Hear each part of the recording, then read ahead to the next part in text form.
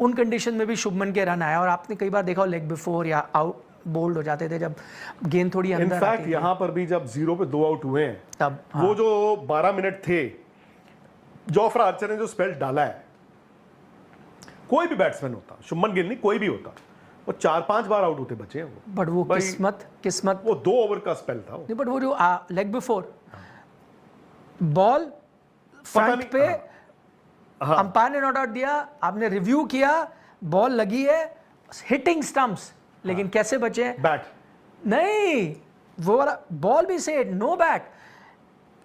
Point of impact is umpire's call, ये भी नहीं कि पूरी तरह बाहर। Point of impact is umpire नहीं था, लेकिन point of impact umpire's call, point of impact क्योंकि ऑनफील्ड अंपायर ने नॉट आउट दिया था इसलिए अंपायर्स कॉल पे वो बचे।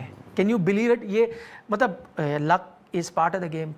पूरा टेस्ट मैच की तस्वीर बदल देता वो जो स्पेल है, मतलब देखा जाए कहां आउट होता और मैं चौथे दिन match umpire's call, ball hitting in line hitting, but point of impact umpire's call, umpire not out. यानी किस्मत चाहिए भी होती है जी। फ्यूचर कैसे देखते हो आप? नहीं, मुझे लगता है ये वो नॉक है, ये मैनचेस्टर वाला जो नॉक है ना, ये मैंने अंग्रेजी में कहा था कि क्या coming of age of Shubman Gill. क्यों? अब लोग कहेंगे कि यार 35 टेस्ट मैच खेल गए यार, कमिंग ऑफ एज तो कहते हो ना जब बॉय मैन बनता है। 35 टेस्ट मैच को आप कहते हो कमिंग ऑफ एज। अब मुझे याद आता है संजय मांजरेकर का, मुझे लगता था मेरे पूरा चाइल्डहुड बीता है देखते हुए उनको खेलते हुए। आप देखो तो है 37 टेस्ट, तो 35 तो यार पूरा करियर निकल जाता था बैटर्स का। लेकिन फिर भी मैं क्यों कहता हूँ कमिंग ऑफ एज, क्योंकि वो एक नॉक थी जहाँ दबाव था, 0 for 2 पे आप आते हो, थोड़ा अनइवन बाउंस था, चोटें लगी हैं, हाथ पे लगी है, वो हेलमेट पे लगी है, प्रेशर को किया। अच्छा, एक और बड़ा सवाल था कि यार सबने ये कह दिया था कि नहीं यार वो जो आपने लड़ाई जो पंगे लिए ना आपकी बैटिंग पे असर डाल गया, अब आपसे रन नहीं आएंगे।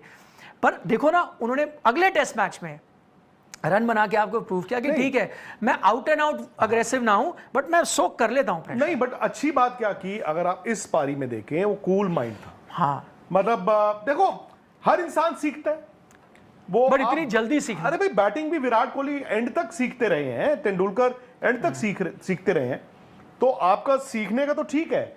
मैं तो ये कहता हूं कि कप्तानी तो यार अभी शुरू हुई है ना, कप्तानी में भी आप सीखोगे, वर्क इन प्रोग्रेस है। और मैंने शुभमन गिल की ना जो ताकत है, शायद जो शुभमन गिल की ताकत थी वो थी कूल माइंड। उनकी बैटिंग में भी वही रिफ्लेक्ट करता था, उनके मैनरिज्म्स में। और समहाउ मैंने इस साल आईपीएल में भी देखा दी एंग्री यंग मैन, और टेस्ट मैचों में जब देखा angry young man, I think वो थोड़ा उनके ना कल को ये ना हो कि उन पे वो इल इफेक्ट हो, इन द सेंस वो ऐसे खुश हैं, खुशी हो के वो रन भी बना रहे हैं, टीम भी अच्छा कर रही है, इससे बड़ी और क्या बात हो सकती है। बट गौतम गंभीर के फ्यूचर पे आपको क्या कप्तानी is under work in progress. कप्तानी देखो, शुभमन गिल 2 दिखे इस सीरीज में, और मैं झूठ नहीं बोलूंगा, no sugar coating nothing. 2 Shubman Gill है इस सीरीज में, अनफिल्टर्ड है भाई, कैसे आप शुगर कोट। एक शुभमन गिल है बैट्समैन। वो तो यार आपको आंकड़े ये बताते हैं कि हो सकता है जब ये सीरीज खत्म हो, जो डॉन ब्रैडमैन का रिकॉर्ड है एक सीरीज में सबसे ज्यादा रन, हो सकता है वो तोड़ दे वो रिकॉर्ड भी। ओवल में अभी आपने देखा होगा वो ट्रिपल सेंचुरी लगी है काउंटी के मैच में, 250 कुछ रन। हाँ, बहुत रन। तो हाँ, मैंने उस मैच में, यस। सो मैं ये कह रहा हूं कि भाई पॉसिबल है, 269 बनाए एक मैच में, एक इनिंग में। बट कप्तान शुभमन गिल अभी बहुत कुछ सीखना है। करेक्ट। अच्छी बात यह है कि विराट की एक क्वालिटी उनमें वो है, मैं करके दिखाता हूं। बट जो विराट की दूसरी क्वालिटी जो कप्तानी वाली थी, अभी शुभमन को वक्त लगेगा। I think he will have to have his grip on the test match. जब थोड़ा सा मैच खुल जाता है ना, जब मियांडर करता है, तो वो भी छोड़ देते हैं। वहां पर उनको थोड़ा सा वक्त के साथ साथ, और मैं इसीलिए ना, आपको याद होगा मैंने early phase of Mohammad Azharuddin के साथ उसका कंपैरिजन किया था। जब अजहर भाई को कप्तान बनाया गया था, भी वो ही वो खुश मिजाज लड़का जो सीनियर्स की इज्जत करता है, सलाम, और इतने बड़े बड़े दिग्गज उनको कह नहीं पाते थे। बट अजहर भाई ने क्या किया था, उन्होंने न्यूजीलैंड में जब सीरीज में इनको कप्तानी मिली, रन बनाए, 100 बनाया, फिर इंग्लैंड गए, वहां पे 200 बना दिए।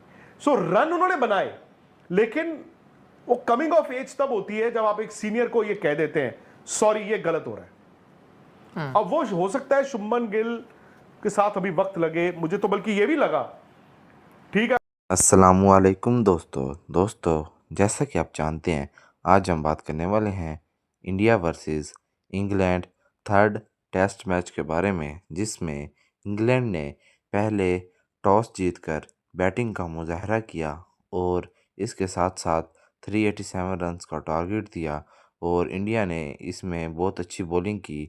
और जब इंडिया की बैटिंग आई तो इंडिया ने भी 387 रन्स बनाए और ये मैच बराबर हो गया। और इसके साथ साथ जब इंग्लैंड दोबारा बैटिंग पर आया तो इंग्लैंड ने इंडिया को 197 रन्स का टारगेट दिया। और इसके साथ साथ इंग्लैंड ने जब इंडिया की बारी आई तो इंग्लैंड ने बॉलिंग भी बहुत अच्छी की और कुछ ही देर में इंडिया की 4 विकेटें हासिल कर लीं। इसके साथ साथ इंडिया का ये मैच जितना नामुमकिन नज़र आ रहा था। और फिर इसमें शुभमन गिल और जैक क्रोली की फाइट हुई और इस मैच का पलटा ही बदल गया। अब देखना ये था कि ये मैच इंडिया जीतता है कि इंग्लैंड। जब डे 5 शुरू हुआ तो इंडिया जब दोबारा बैटिंग पर आया तो रविंद्र जडेजा और मोहम्मद सिराज बैटिंग पर आए और उन लोगों ने कुछ देर बैटिंग को बढ़ाया और बैटिंग करते रहे। और इसके बाद जब सिराज आउट हो गए और बुमराह आए और बुमराह ने भी अपनी बैटिंग दिखाई और 2 घंटे पिच पर खड़े रहे और ये मुजाहरा कर दिया कि मैं भी बैटिंग कर सकता हूँ। इसके साथ साथ इंग्लैंड ने इंडिया को 197 रन्स का टारगेट दिया था, वो नामुमकिन नज़र आ रहा था क्योंकि इंडिया की कुछ विकेट्स अभी पड़ी थीं और इंडिया को सिर्फ 50 रन चाहिए थे। और फिर इसके बाद इंग्लैंड ने अपनी बॉलिंग तब्दील की और बॉलिंग तब्दील करते ही इंडिया की 2 विकेट्स और हासिल कर लीं। अब इंग्लैंड का ये मैच जीतना बहुत आसान हो गया था। और फिर जब इसके बाद मोहम्मद सिराज और बुमराह बैटिंग पर आए तो उन्होंने मैच को 50-50 कर दिया। और जब बुमराह आउट हुए और इसके बाद जब मोहम्मद सिराज बैटिंग कर रहे थे कि इनसे थोड़ी-सी गलती हुई जिसकी वजह से ये स्टंप्स आउट हो गए,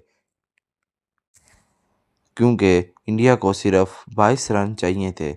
इसके साथ-साथ अब देखना ये था कि ये मैच कौन जीतता है। इंडिया को सिर्फ 22 रन चाहिए थे और इंडिया ऑल टीम आउट हो गया और इंग्लैंड ये मैच विन कर गया। देखा जाए तो इंडिया 22 रन से हारा है। ये हार कोई इतनी बड़ी हार नहीं है। अब देखना है कि ये सीरीज़ कौन जीतता है। अभी 2 टेस्ट मैच बाकी रहते हैं। अब देखना ये है ये टेस्ट सीरीज़ का विनर कौन होता है।